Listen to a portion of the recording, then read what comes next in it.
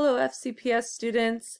The purpose of this video is to share information with you about the end-of-year grading flexibility available for school year 2020-2021. That's this school year.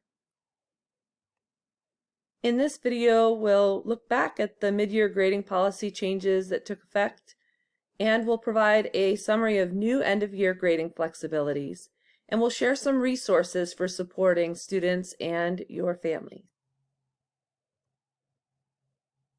We've spent some time listening to students, particularly secondary students, about their experiences this year, and many students have shared that they've been concerned about the impact of this year's grades on their future.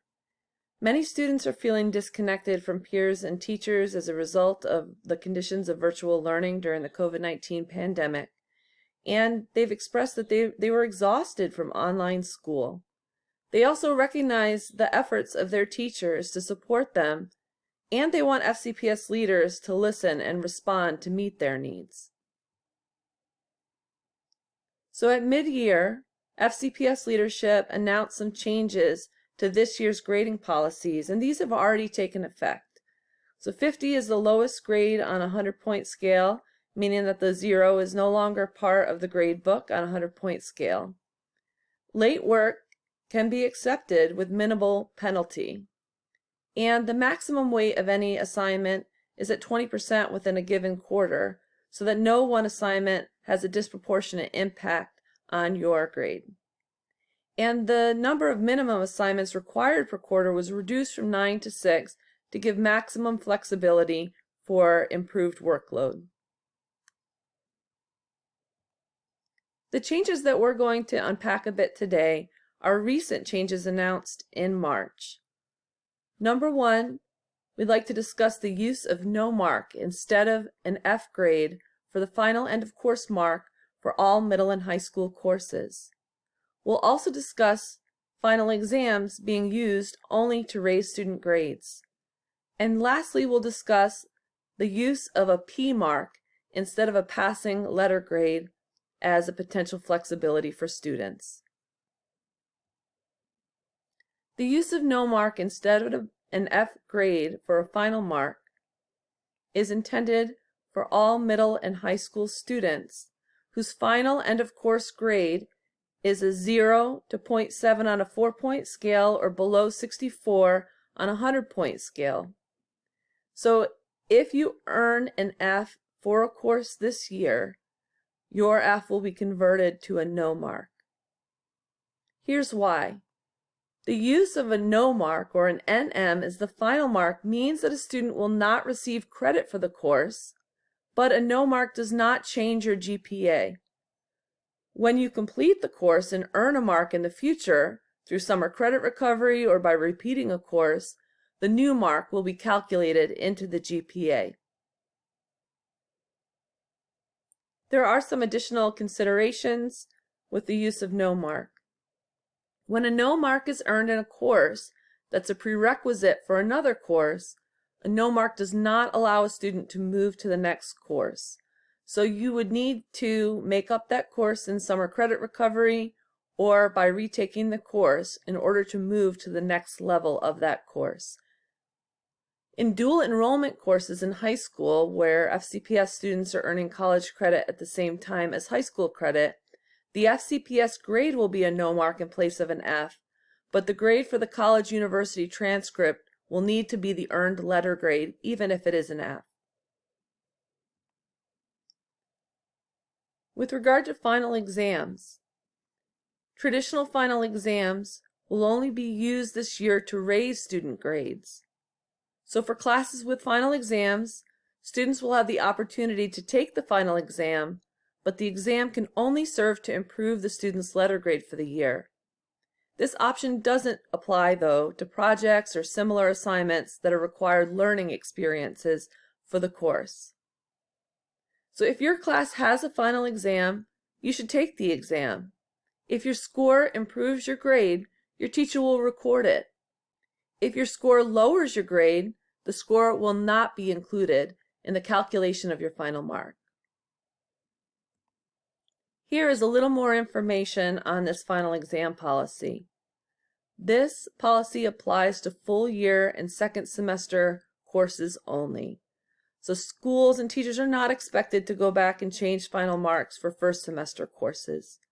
And again, there's an exception with regard to dual enrollment courses. That's courses at high school where kids are earning college credit and high school credit at the same time. Exam scores will be included in the final college or university grade. The next change we'd like to discuss is the choice of using a P mark instead of a passing letter grade. And this is important for you because there's some decisions to be made. In our new policy, high school students may choose a mark of a P, which means pass, as their final end of course mark instead of a passing letter grade in up to 2 classes. In middle school students with a final mark of D or D+ for a middle or high school credit course will receive a mark of P automatically. Middle school students may choose a mark of P instead of any passing letter grade as their final mark in any middle school or high school course. Why would we do this? Why would you choose this? The use of P for pass as the end of year mark means that you will receive credit for the course and may move to the next course in a sequence if that's applicable, but a P does not factor into the high school GPA calculation. What should students consider before choosing a P rather than a letter grade in one or more classes? Here are some questions for your reflection. What impact will this have for my plans after high school? Post-secondary institutions, such as colleges and universities, have their own unique processes for evaluating the use of P in place of letter grades. These processes vary across post-secondary institutions both for admissions and financial aid and scholarship consideration. So we encourage you to consult with the college or university of your choice or other post-secondary plans to determine if the P is right for you. In addition, for information on NCAA eligibility implications, you can see the frequently asked questions on the secondary grading and reporting site available on the web. Another consideration: would the letter grade show a positive or consistent trend in my performance in the content area? If the answer to that question is yes, it's recommended to keep the letter grade. Does the letter grade contribute positively towards my GPA? If yes, it's recommended that you keep the letter grade. What do I have to do if I want to choose a P? A form and a letter describing the optional use of P will be included in the Q3 report card mailing, or it's available through Parent View for families who have chosen the Go Paperless option. That form is to be returned to school counselors or student services by May 10th. You can also find those forms available on the web, both in English and in multiple languages. Here's some additional information about the choice of a P mark instead of a passing letter grade. This option is available for any course in which the student is passing. This flexibility is in addition to previous options in Regulation 2436. So if a student completed paperwork for pass-fail marks in the fall, they may now have up to 3 pass marks this year. For weighted courses, there is no additional weight to be applied to a grade point average for P. For dual enrollment courses, the FCPS grade will be a P if you choose it, but the grade for the college will remain the earned letter grade. Some support for these grading policies can be found on the public website with the address provided here, and there is information in multiple languages and also a frequently asked question guide to support you. It's important to note that the policies discussed in this video are temporary. At the end of this school year, we will reflect on the grading policies and revise for school year 21 through 2022. We'll end our video with a final thought by Dr. Brabrand, which he offered to students in December 2020. Uncertainty and upheaval brought by COVID-19, combined with adjusting to a new way of learning, have placed a heavy burden on our students. They all deserve a round of applause. We love hearing their stories of resilience and ways in which students are improving others' lives. We also realize that some students are struggling right now. If you or someone you know is having a tough time, please know help is available.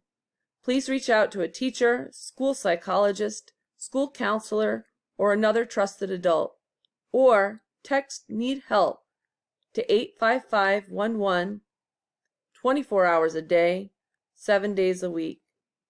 Thank you all for listening today and for your consideration of these important grading flexibilities.